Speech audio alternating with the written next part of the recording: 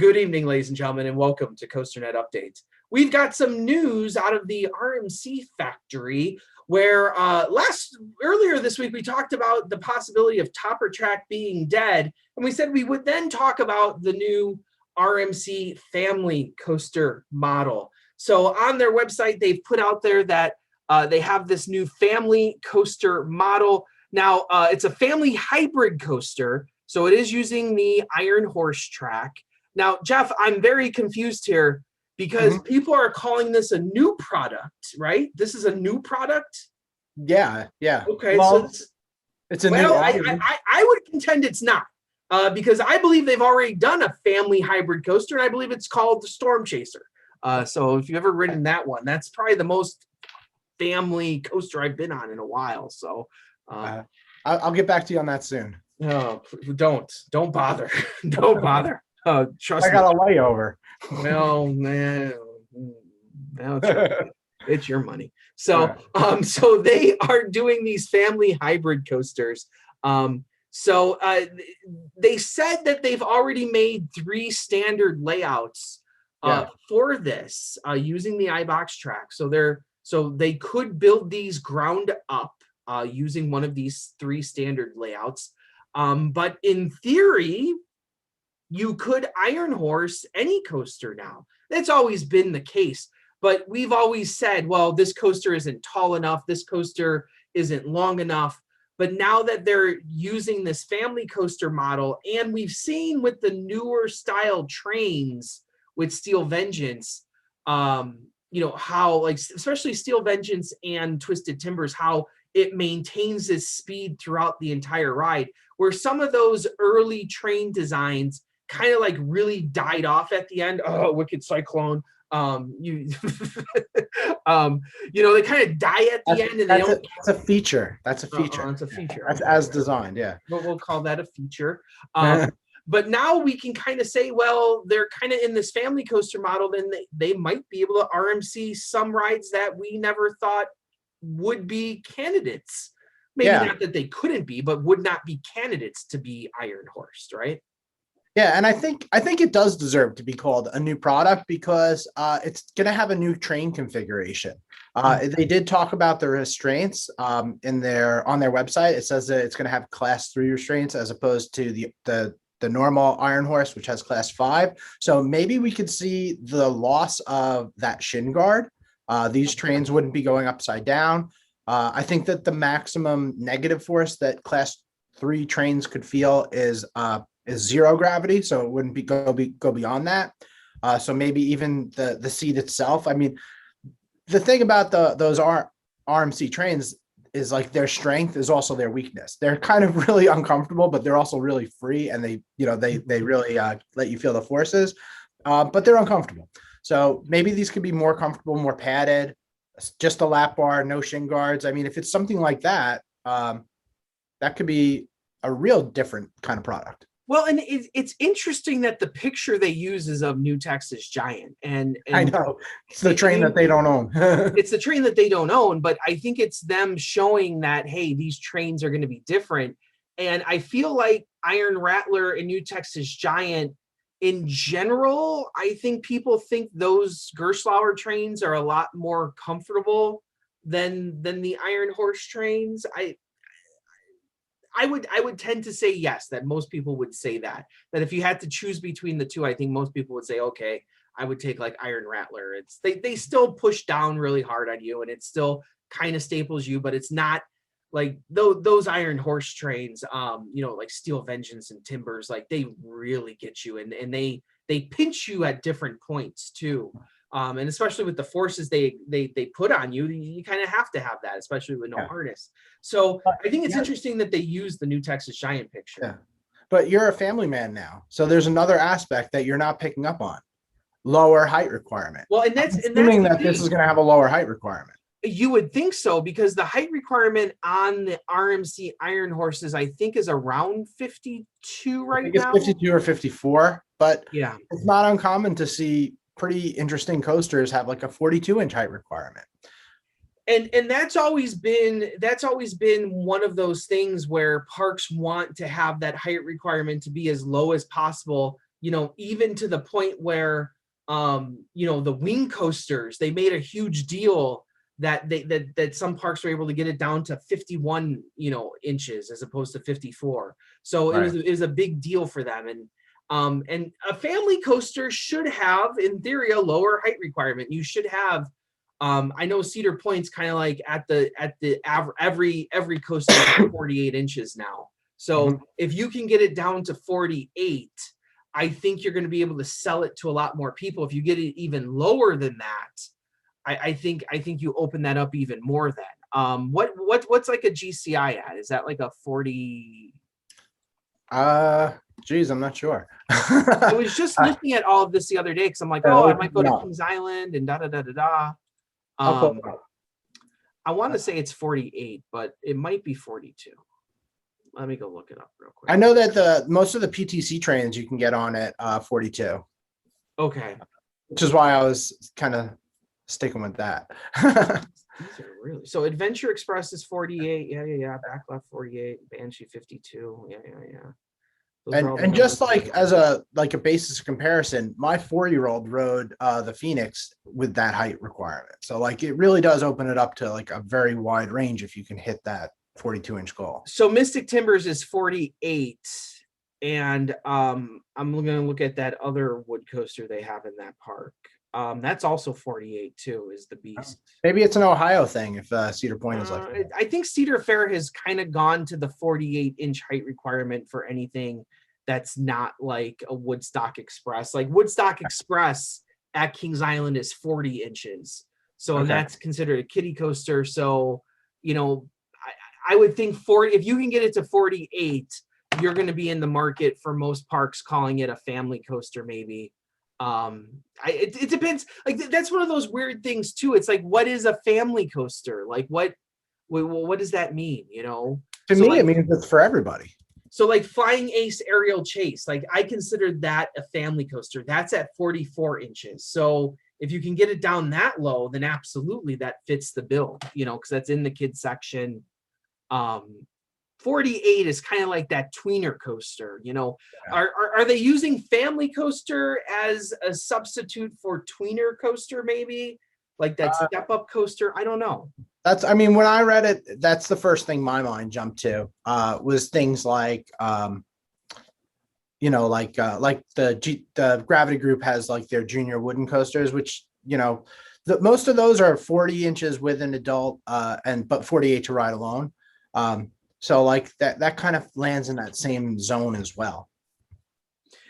Yeah. So then the other part of this discussion is we kind of started thinking about, well, what could they do? Yeah. Rorosaurus is 42 inches. So I was just looking that up real quick. So that's 42. So if you can get in that zone, like 42, 46, somewhere in that area, you can definitely call yourself whatever you want to call yourself. So if they were to like Iron Horse a coaster, like the first coaster that came to my mind was like Judge Roy Scream. That's usually a terrible ride, because it's just so rough. I remember I rode it years ago. It's so rough. I know they've done work to it and people have said it's better now, but that was one that always jumps to my mind right away, was let's Iron Horse Judge Roy Scream. And I've always wanted them to do what we were talking about the last show and just put on Iron Horse track and use the same exact layout. And it kind of seems like their custom layouts are going to have a little bit more thrill in them.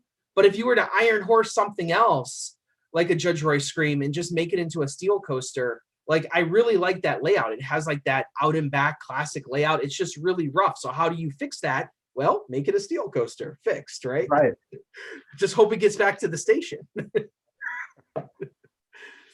What other ones did you have in mind that you it kind of depends on because I feel like when you start talking about wood coasters, there seems to be like a certain zone of construction that people are like, okay, yeah, fine, do whatever you want to that. Like when people were talking about RMCing certain coasters, like it felt like some were off limits, but like I feel like the obvious choice is Woodstock Express that they have, or Ghoster Coaster, or whatever you want to call it, the Scooby-Doo coaster.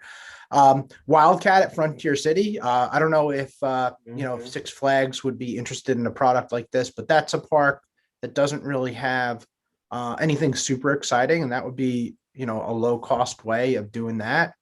I think Pegasus at Mount Olympus is kind of also in that zone, that height zone, and also that construction zone, that kind of like, what was that? That was like mid 90s, where nobody's going to feel super nostalgic about that. Yeah. But if you want to start destroying memories, I say the Thunderbolt at Six Flags New England would be a good candidate at 70 feet. I know it's having a birthday, but let's give it a send off. I've got one for you too. Why not? Hey, you want to fix that monstrosity at Lake Compounds? Let's redo the whole thing again, but this time make it into a steel coaster. Oh no, they got to use the Titan track because they. Oh wow. Maybe it's under warranty. Maybe, but I'm just looking at pictures of this family hybrid of the custom layout. And it's got some pretty intense moves. It's got like the one overbank that's not a complete overbank. It does do like that outward bank a little bit into the back turnaround. It's got some twists and turns. It's got some, it's got some, helixes and stuff some maneuvers that kind of remind me of like Gemini's ending and stuff like that. So this is not like, it's probably for kids like that Invader style, like we said, Rorosaurus, Invader, Oscar's Wacky Taxi, like they're pretty thrilling rides.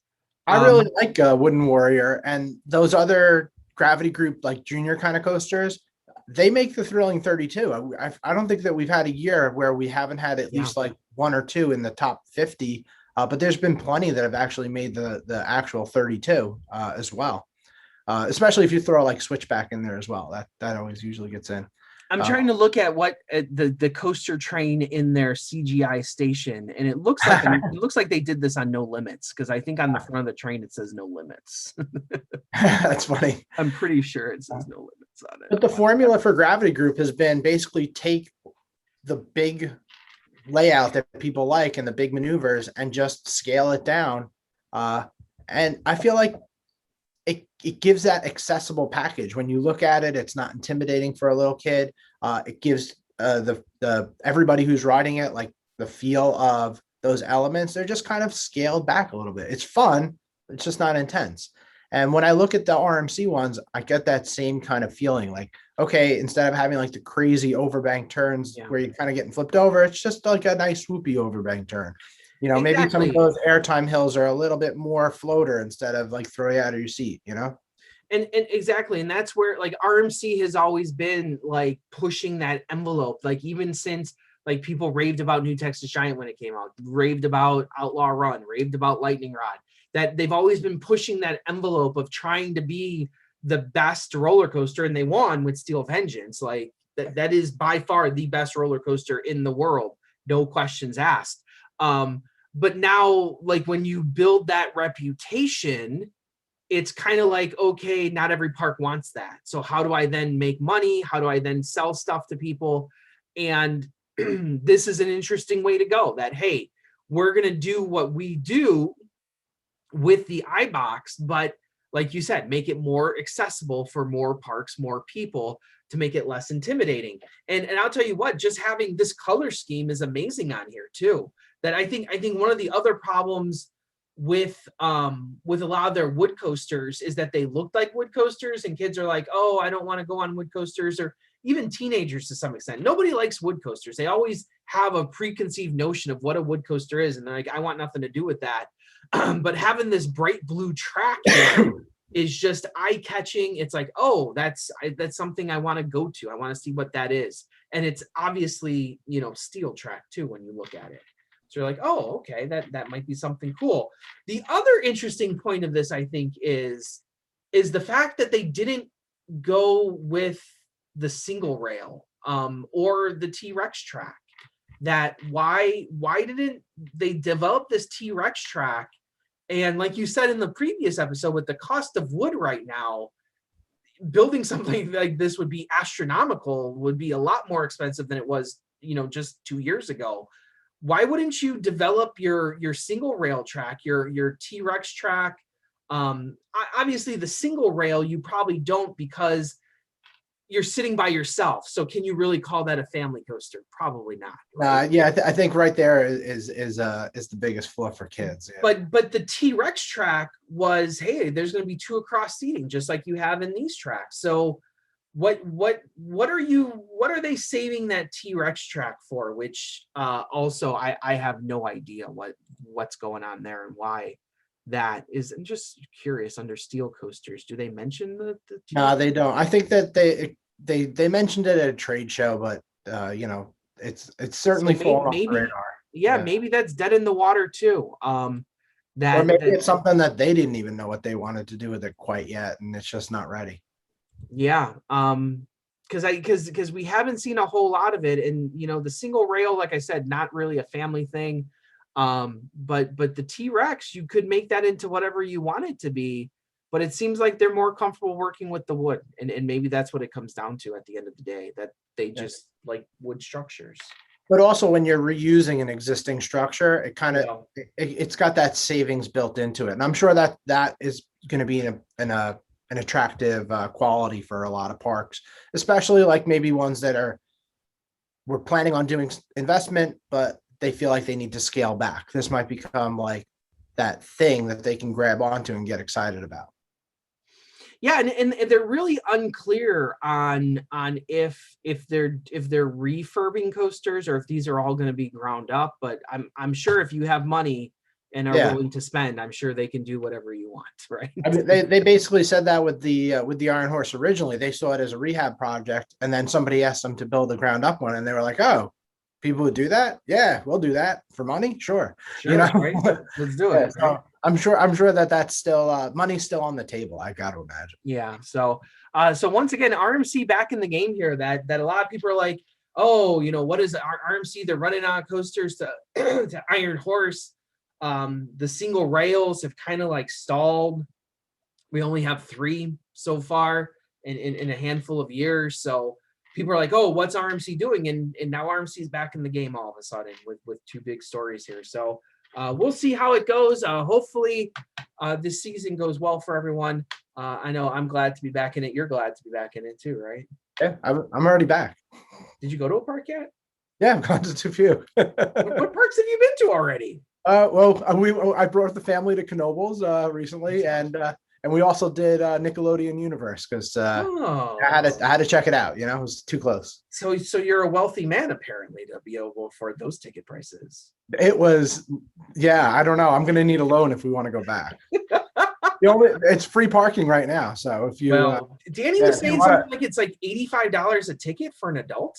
Yeah, and it's a timed ticket too. If you want to go, it's like 6 hours or something like that. The park when they're open for a longer day, it's like a morning and an afternoon session too.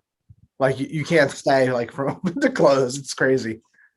What? Okay, whatever. Like that might be a park I never get to at that price because that's just ridiculous. I'll wait for the sale day.